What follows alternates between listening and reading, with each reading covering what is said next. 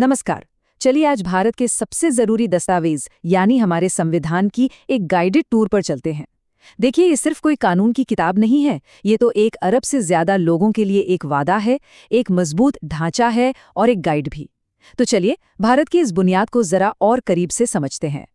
जरा सोचकर देखिए, एक इतना बड़ा, इतना विविध देश और उसका पूरा आइडिया, उसकी उम्मीदें, उसके नियम, उसके अधिकार, सब कुछ बस एक डॉक्यूमेंट में लिखा हुआ है। ये एक तरह से भारत की आत्मा का ब्लूप्रिंट है और आज हम इसी के कुछ पन्ने पलटकर देखने वाले हैं। तो ये रहा हमारे आज के टूर का रोड मैप। हम शुरुआत करेंगे प्रस्तावना यानी प्रियम्बल से, जो कि भारत का एक वादा है। फिर हम देखेंगे कि हमारे अधिकार और कर्तव्य क्या हैं, सरकार असल में काम कैसे करती है, केंद्र और राज्यों के बीच का रिश्ता कैसा है, और आखिर में हम ये भी जानेंगे कि ये दस्तावेज समय के साथ कैसे बदलता रहा है।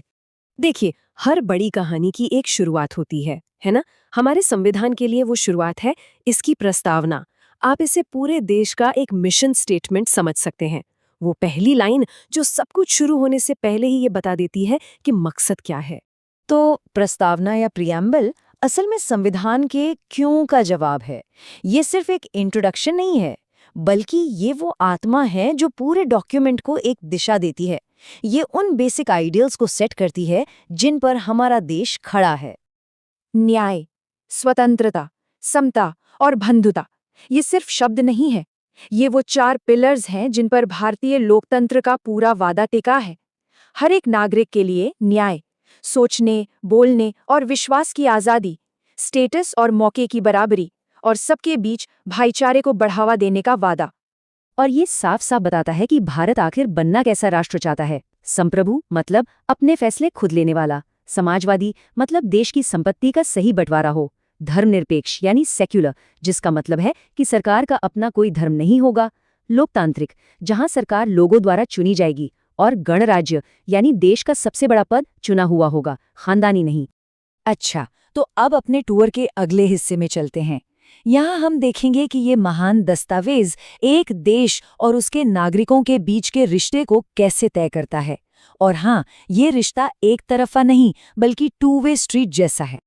तो ये एक तरह का सोशल कॉन्ट्रैक्ट है। इसे एक तराजू की तरह समझिए। एक पलड़े पर हैं हमारे मौलिक अधिकार, मतलब वो वादे जो देश हमसे करता है हमारी आज़ादी की रक्षा के लिए, और दूसरे पलड़े पर हैं हमारे मौलिक कर्तव्य यानी देश के प्रति हमारी अपनी जिम्मेदारियां। यही बैलेंस एक मजबूत लोकतंत्र की असली नींव है। और हाँ, ये वादे कोई मामूली नहीं है, ये बहुत पावरफुल हैं, जैसे कि बराबरी का अधिकार, बोलने की आज़ादी और अपनी जिंदगी जीने का अधिकार। और इनमें सबसे खास है आर्टिकल 32, जो कहता है कि अगर इन अधिकारों को कोई छीनने की कोशिश करे तो कोई भी सीधे सुप्रीम कोर्ट जा सकता है। मतलब ये हर नागरिक के लिए एक संवैधानिक सुरक्षा कवच जैसा है। अब सिक्के का दूसरा पहलू भी देख लेते हैं, जो उतना ही जरूरी है। एक नागरिक होने के नाते हमसे भी कुछ उम्मीदें हैं, जैसे संविधान का पालन करना, देश की एकता और अखंडता को बनाए रखना, भाईचारे को बढ़ावा देना और पब्लिक प्रॉपर्टी को नुकसान न पहुंचाना। ये हमें याद दिलाता है कि अधिकार हमेशा जिम्मेदारियों के साथ ही आते हैं। तो हमने वादे और समझौते तो देख लिए, अब चलिए संविधान के इंजन रूम में चलते हैं। ये वो हिस्सा है जो बताता है कि इतना बड़ा देश असल में चलता कैसे है। ये बहुत बड़ा सवाल है ना, कि आखिर देश चलता कैसे है। वो कौन सा सिस्टम है जो करोड़ों लोगों की ज़रूरतों और उम्मीदों को मैनेज करता है। अच्छी बात यह है कि संविधान इसका एक बहुत ही साफ और सिस्टमैटिक जवाब देता है। तो सबसे ज़रूरी बात यह है कि सारी पावर किसी एक के हाथ में नहीं है। पावर को 3 हिस्सों में बांटा गया है, ताकि कोई भी एक हिस्सा बहुत ज़्यादा ताकतवर न हो जाए। पहला, विधायिका यानी लेजिस्लेचर, जिसका काम है कानून बनाना। दूसरा, कार्यपालिका यानी एग्जीक्यूटिव, जो उन कानूनों को लागू करती है। और तीसरा, न्यायपालिका यानी जुडिशरी, जो ये देखती है कि सब कुछ संविधान के दायरे में हो रहा है या नहीं। और अगर हम केंद्र सरकार की बात करें तो हमारी विधायिका है हमारी संसद यानी पार्लियामेंट। कार्यपालिका में आते हैं राष्ट्रपति, उपराष्ट्रपति और प्रधानमंत्री के नेतृत्व वाली पूरी कैबिनेट। और न्यायपालिका के टॉप पर है हमारा सुप्रीम कोर्ट। ये पूरा सिस्टम एक दूसरे पर नजर रखता है, इसी को चेक्स एंड बैलेंसेस कहते हैं। अब देखिए, भारत का मतलब सिर्फ एक सेंट्रल गवर्नमेंट नहीं है, ये राज्यों का एक संघ है, एक यूनियन ऑफ स्टेट्स। तो हमारे टूर का अगला पड़ाव यही समझना है कि संविधान केंद्र और राज्यों के बीच पावर को कैसे बैलेंस करता है।